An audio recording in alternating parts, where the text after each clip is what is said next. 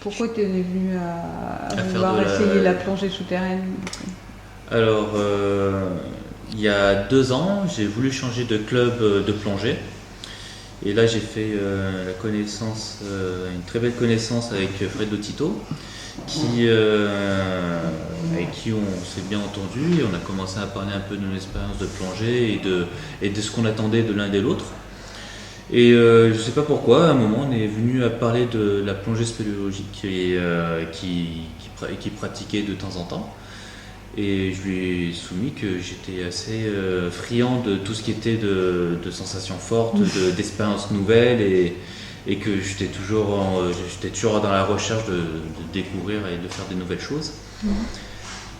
Et du coup, on va dire, sur un délire, on s'est dit, si on se mettait un délai, par exemple, on se dit, dans 2 ans, on essaye de faire une plongée et entre-temps, on apprend à se connaître l'un et l'autre et quitte à faire des expériences, des entraînements, des choses comme ça, et voir si c'est faisable plus tard et voir même trouver une structure, une équipe qui pourrait nous encadrer et nous aider à faire aboutir ce projet.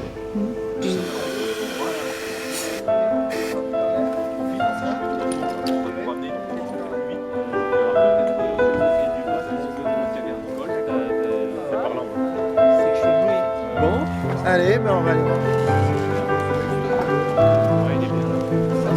Ça va être des réseaux.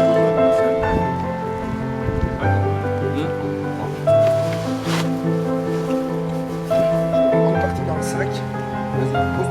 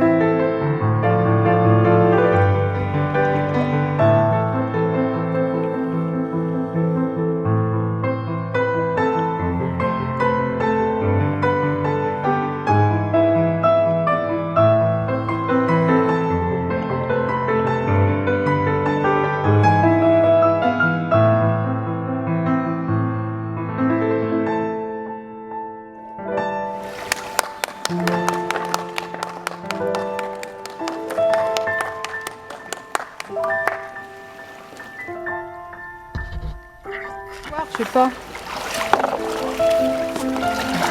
Pour gonfler les blocs, je pense, tu vois. Attention, tu le penses. T'as filmé aussi, Thierry?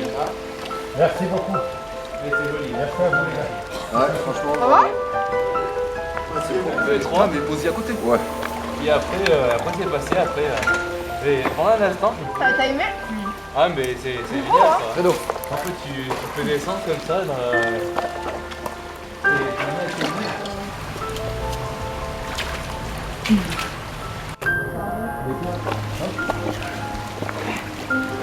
Alors,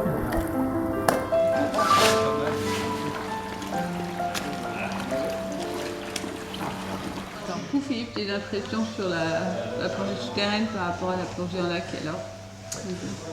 La différence, il y a une grosse différence hein, qui est quand même au niveau luminosité qui était assez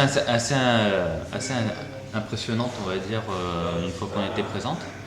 Ensuite, l'évolution s'est bien passée. J'ai beaucoup aimé justement observer toutes ces bulles qui se coinçaient sur les parois. Est-ce que tu as une sensation d'oppression ou Alors, pas la sensation d'oppression, je l'ai eu uniquement quand Thierry a demandé de se poser un peu. Et à ce moment-là, j'ai commencé à réfléchir et c'est vrai que je me suis posé un peu la question, si j'ai un pet, qu'est-ce qui se passe qu'est-ce qui se passe, comment sortir assez rapidement bon, mais c'était une question, on va dire, qui est venue un peu comme ça et qui m'a un peu angoissé sur l'instant T.